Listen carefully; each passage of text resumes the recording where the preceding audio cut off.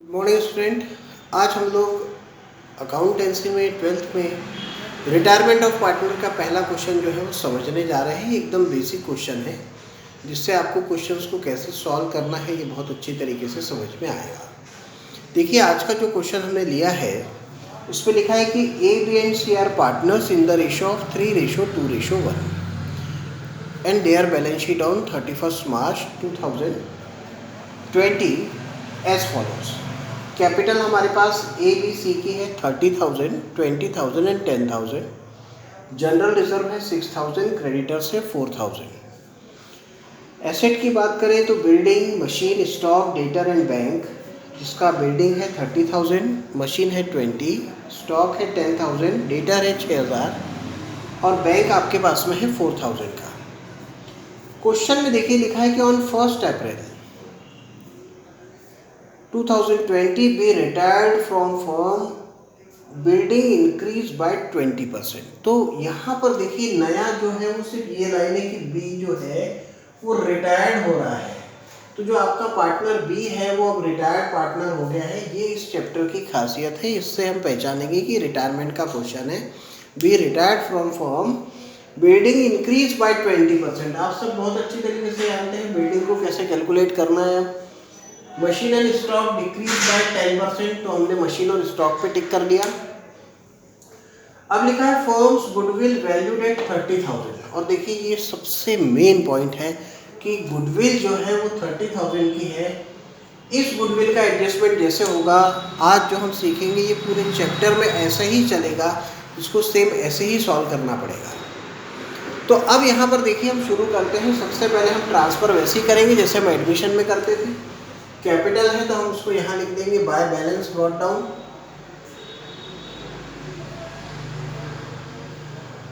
ए का है 30,000,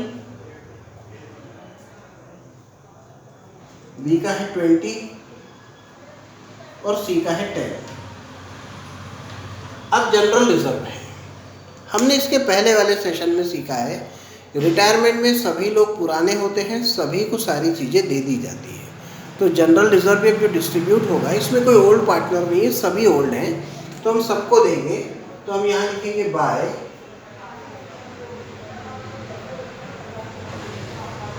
general reserve और 6,000 का है तो 3:1 में बांटना है। 3,000, 2,000 एंड 1,000। क्रेडिटर्स गिवन है 4,000 के, तो एज इट इज जैसे हम पहले करते थे न्यू बैलेंस शीट में लिखते थे, अभी भी हम न्यू बैलेंस शीट के लायबिलिटी में लिख देंगे क्रेडिटर्स। ये है 4,000 के, हमने लिख दिया 4,000। इसके बाद ये गिवन है आपको बिल्डिंग, उस पर एडजस्टमेंट है, अंदर लिखते हैं एसेट में। ये बिल्डिंग गिवन है हमारे पास 30,000 की। इसके बाद है मशीन, ये है 20,000। इसके बाद है स्टॉक, 10,000 का है। इसके बाद है डेटर, इसमें कोई एडजस्टमेंट आज हमने नहीं लिया है, 6,000। इसके बाद है बैंक, तो हमने एक बैंक अकाउंट यहाँ बना लिया, तो ये ट्रांसफर कर दिया मैंने by balance brought down 4,000।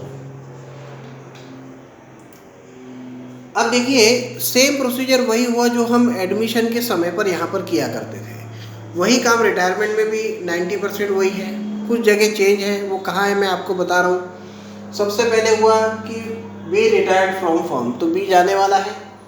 Building increase by 20%, तो बिल्डिंग को बढ़ा देते हैं। बिल्डिंग बढ़ना प्रॉफिट है, इसलिए रिवैल्यूएशन के क्रेडिट में भी लिखेंगे। तो बिल्डिंग को मैं प्लस कर देता हूँ 20% यानी 6,000, 36,000 बाहर हो जाएंगे। दूसरी बार रिवैल्यूएशन की क्रेडिट में by building 6,000 machine and stock decrease by 10%, तो मशीन और स्टॉक डिक्रीज बाय 10% है, तो यहाँ से माइनस कर देते हैं 10% दोनों जगह से,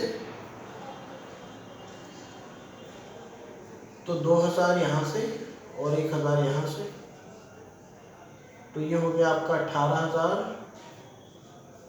ये हो गया आपका 9,000। दूसरी बार रीवैल्यूएशन के डेबिट में आ जाएगा, लॉस है टू मशीन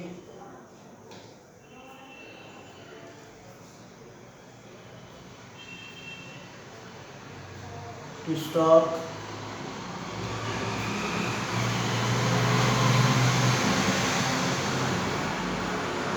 अब देखिए यहाँ तक का सेम प्रोसीजर है, नो प्रॉब्लम, इसमें कुछ भी ऐसा नहीं है जिसमें हमको डाउट आए या कुछ चीज़ में प्रॉब्लम आए, इतना तो आप कर ही सकते हैं। अब लिखा है कि फर्म्स गुडविल वैल्यूड एट 30,000। देखिए इस पॉइंट को आप अच्छे से समझिए, ये पूरे बुक के हर क्वेश्चन के लिए समान ही रहेगा। समझिए यहाँ गुडविल को कैसे कैलकुलेट करते हैं, कैसे ट्रीट करते हैं। तो यहाँ आप इस बात को समझिए कि जो फर्म की गुडविल है, फर्म की गुडविल का मतलब क्या हुआ, ए की भी गुडविल, बी की भी गुडविल, सी की भी गुडविल। तो हमारे पास यहाँ पर है फर्म की जो गुडविल दी है वो है आपके पास में 30,000। अब जो जाने वाला पार्टनर है जो बी है, उसकी गुडविल हमको उसको देनी पड़ेगी, भाई वो जाएगा तो उसकी गुडविल के पैसे भी ले जाएगा। तो हम पहले पता कर लेंगे कि बी की गुडविल कितनी है, तो हमने निकाला यहाँ 20 गुडविल, तो 30,000 का बी का शेयर है 3:2:1 में 2, यानी 3 2 5 और 1 6, 2/6, तो इसका 2/6 निकाल लेता हूँ, तो ये 10,000 आ जाता है। तो ये बी की गुडविल आ गई। अब ये जो बी की गुडविल 10,000 की आई है, तो इसके लिए हमको एंट्री बनानी पड़ेगी जो हमने कल पढ़ी थी।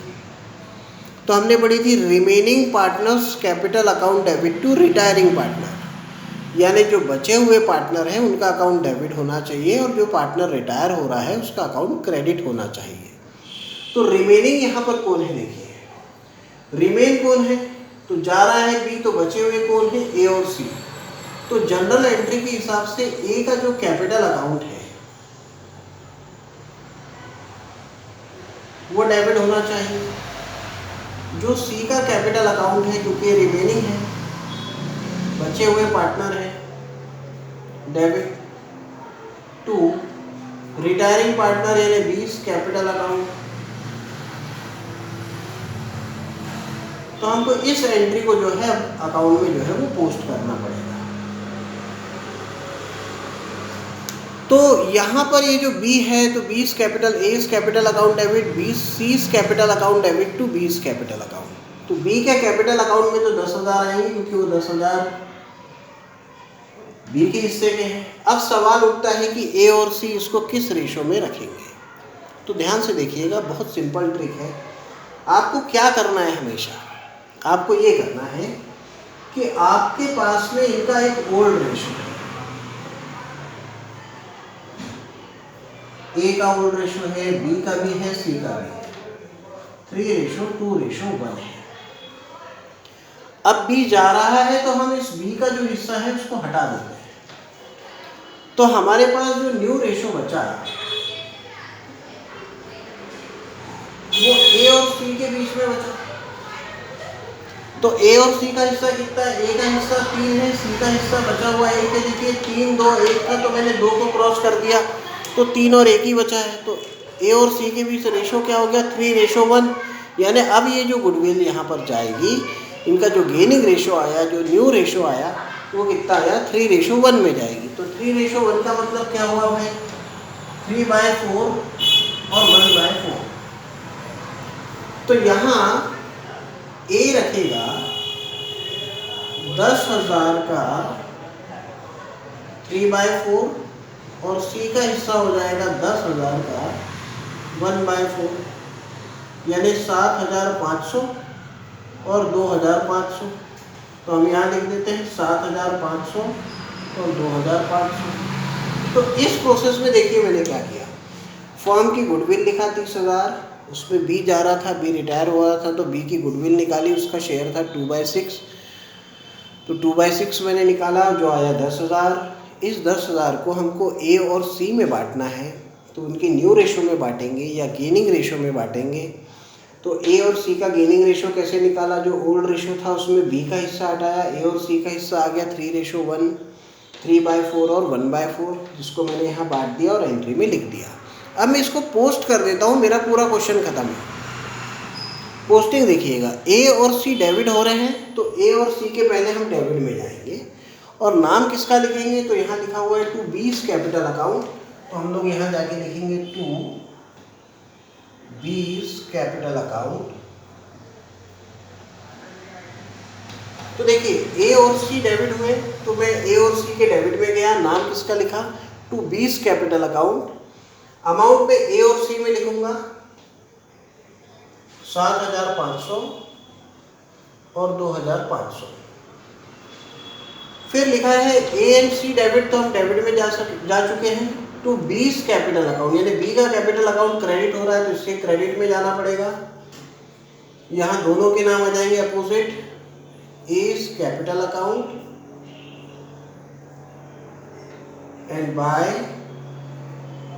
सीज कैपिटल अकाउंट,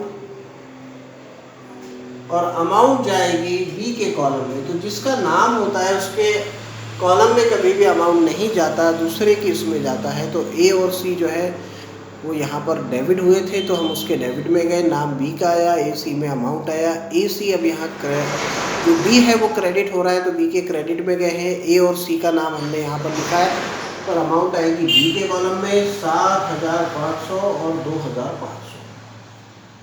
अब हम देखिए रिटायरमेंट में क्या करने वाले हैं। ये हो गया गुडविल, ये पूरे चैप्टर के लिए समान। अब यहाँ हम रीवैल्यूएशन अकाउंट को बंद करते हैं, जिसका टोटल है हमारे पास 6,000,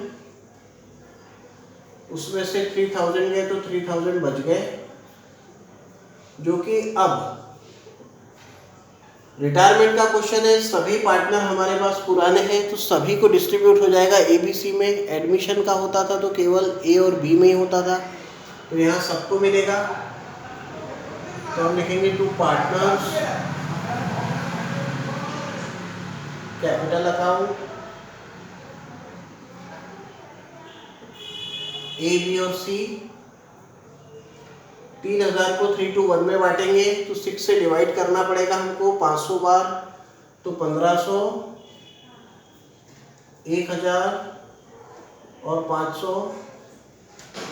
अब ये है डेबिट में, तो कैपिटल अकाउंट के क्रेडिट में जाएगा बाय रीवैल्यूएशन अकाउंट।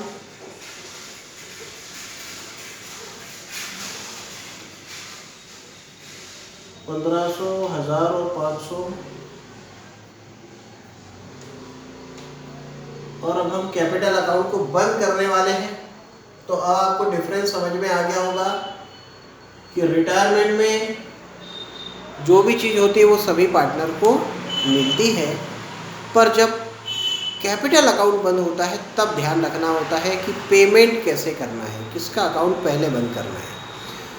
तो इसको समझ लीजिए कि जब हम कैपिटल अकाउंट को बंद करें रिटायरमेंट में, तो आप ध्यान रखें हमेशा जो पार्टनर रिटायर हो रहा है उसका अकाउंट सबसे पहले आप बंद करिए।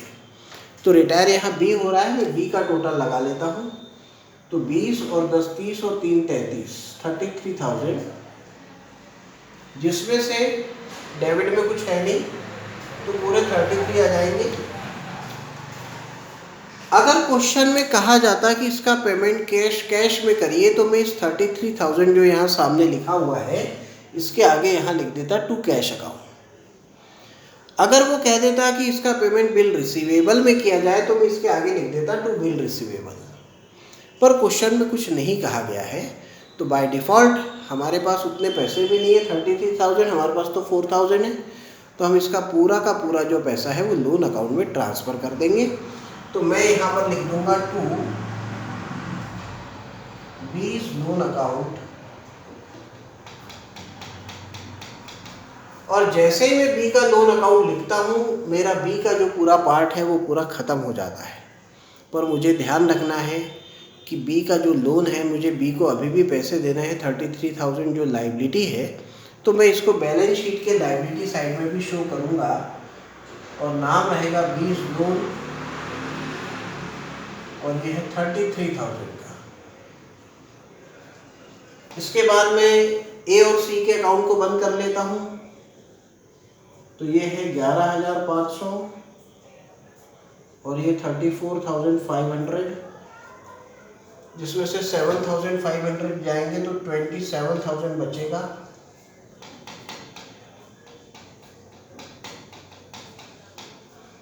ये तो 33,000 से क्लोज हो गया है। यहाँ 11,500 में से 2,500 गए तो 9,000 बच गए। और ये अभी भी हमारे जो है ए और सी पार्टनरशिप में बने हुए हैं, तो इनकी कैपिटल तो बैलेंस रहेगी, इसलिए हम यहाँ लिख देंगे टू बैलेंस सी डी। और जैसे आप कैपिटल का भी बैलेंस देखते हैं तो इसको भी आप लाइबिलिटी में तुरंत लिख सकते हैं, नो प्रॉब्लम। कैपिटल अब जो आएगा नई बैलेंस शीट में वो ए और सी का आएगा, जो है 27,000 और 9,000। इसके बाद हमारे पास बैंक अकाउंट है, इसमें कोई एंट्री नहीं होती है, बहुत कम इसमें अब लिखने में आएगा, तो हम यहाँ लिख देंगे बाय बैलेंस सी डी 4,000।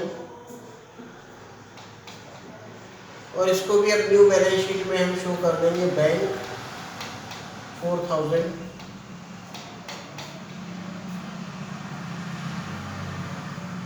और अब हमको क्या करना है कि बैलेंस शीट के दोनों साइड जो है इसका टोटल कर लेना है।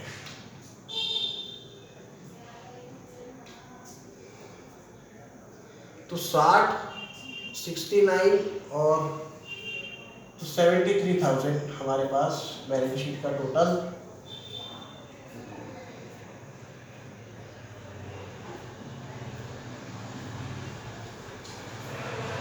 तो देखिए इस तरीके से जो है वो हमारा रिटायरमेंट का जो एक पूरा क्वेश्चन है वो एक सही तरीके से जो है पूरा मैंने आपको यहाँ पर बताया कि किस तरीके से सॉल्व करना है। आपको क्या करना है अब आगे, इसी क्वेश्चन को आप कॉपी में नोट डाउन करिए, एक बार वीडियो के साथ लिखिए, एक बार उसको बिना देखे सॉल्व करिए और इसकी प्रैक्टिस कर लीजिए, क्योंकि नेक्स्ट सेशन में हम जो जाएंगे इसमें बहुत सारे एडजस्टमेंट लेके आएंगे।